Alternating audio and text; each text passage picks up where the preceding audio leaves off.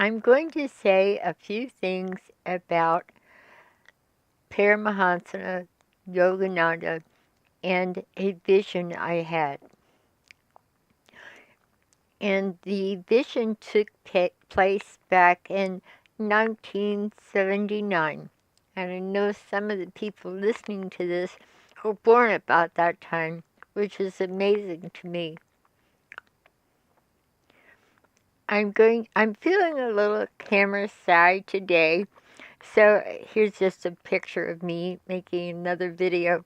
You'll see that I have been healing from an accident from 2 years ago, because you can see the traces of a black eye and my smile is a little crooked now, but it actually was a soul.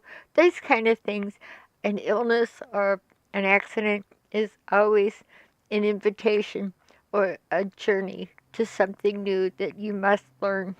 And that's the way the accident was for me. But that's for another time. And also, my voice is damaged a bit, my vocal cords. So, this dream took place back in 1997, back in the day, and I I was in beautiful Myrtle Beach, South Carolina.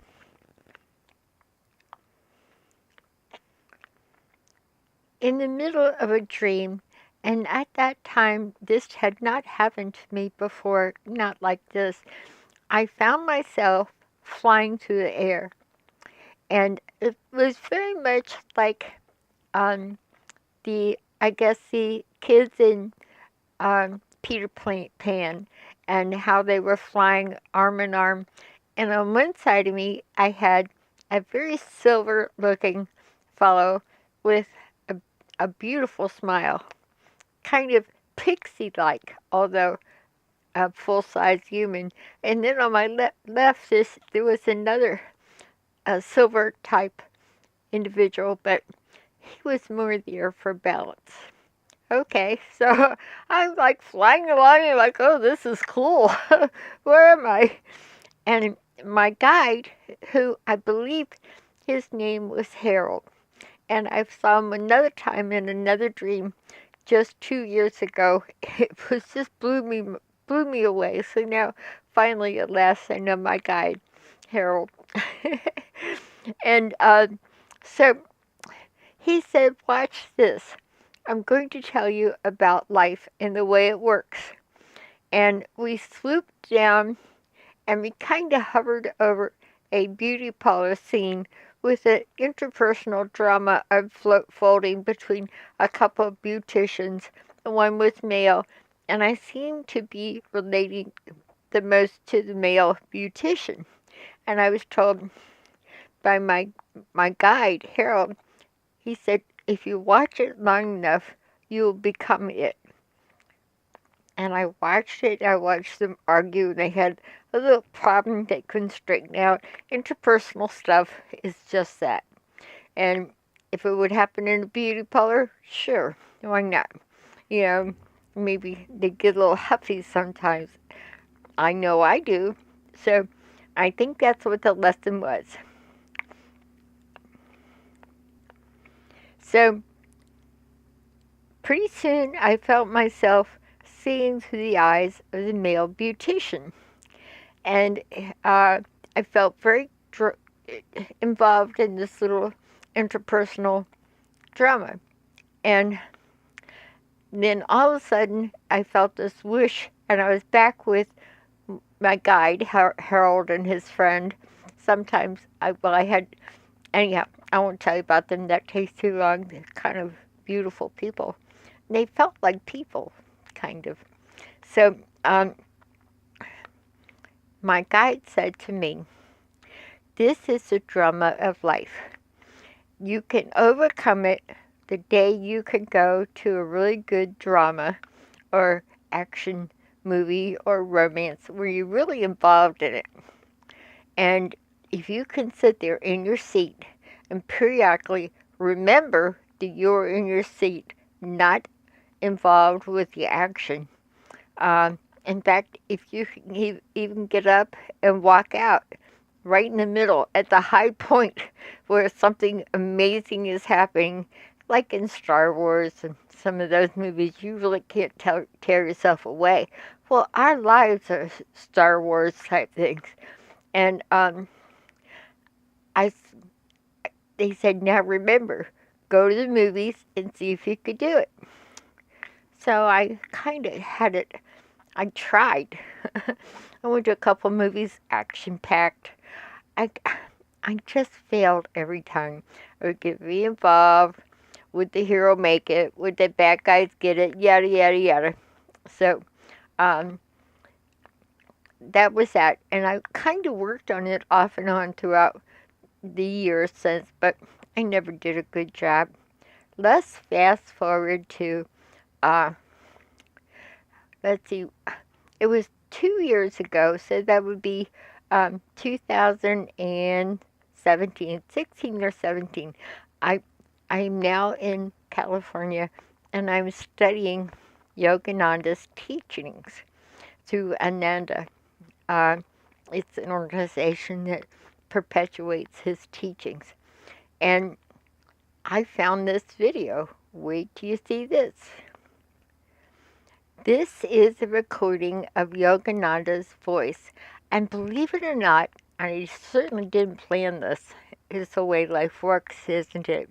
Right down the street from me is a movie theater that Yogananda would take to his disciples to back in the 30s and actually really mostly the 40s.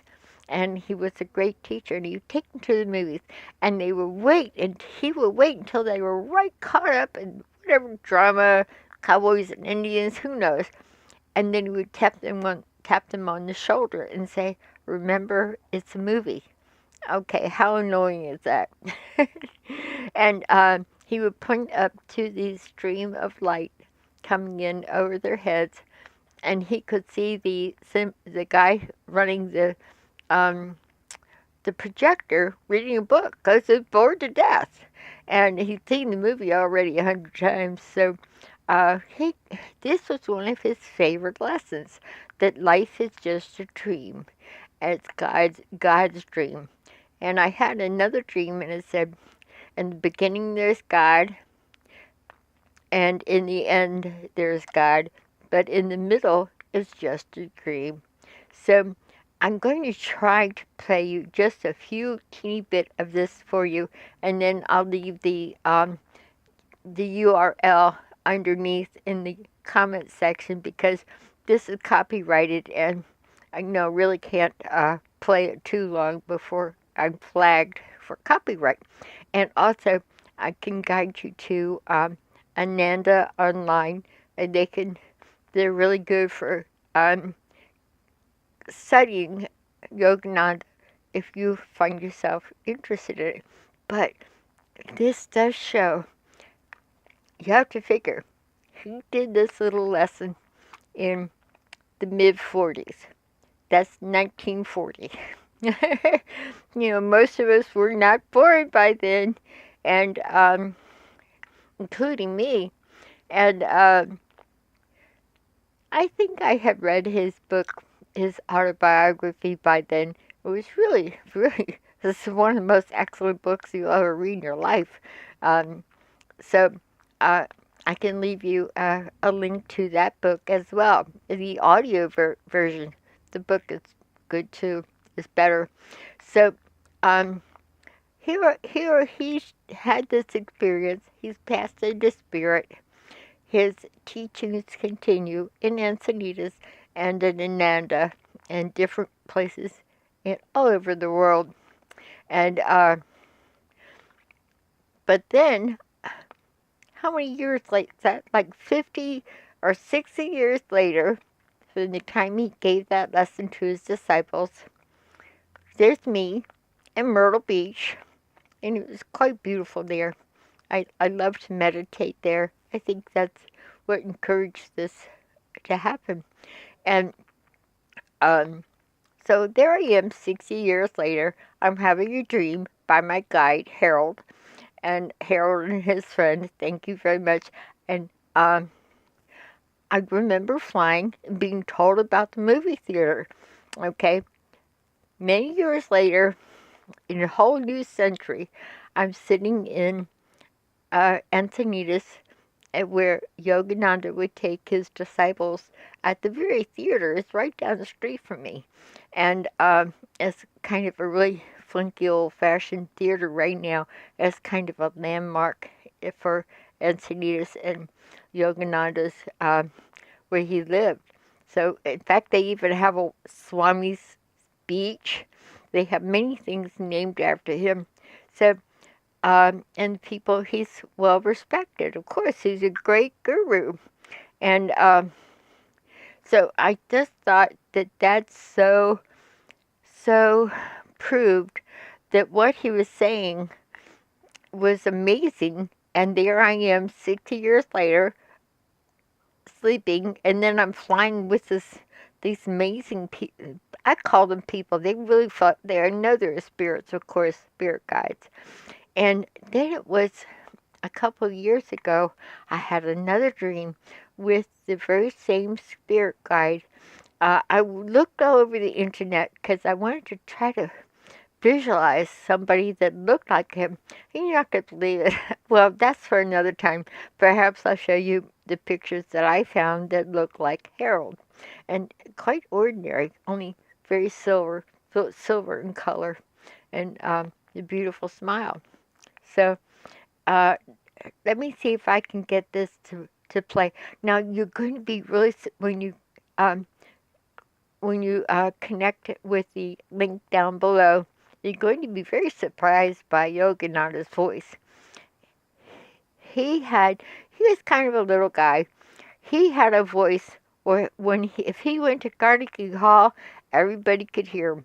No problem. His voice and the power behind his voice is amazing, and he was powerful. I was in the movies. Movies, I see the whole world. Movies have one fascination because I see the whole world as movies. I was in the booth and I saw the operator was reading a novel. And I saw this automatic machine was going on and the beam was causing on the screen a terrible horror picture. And I said, Lord, how is it?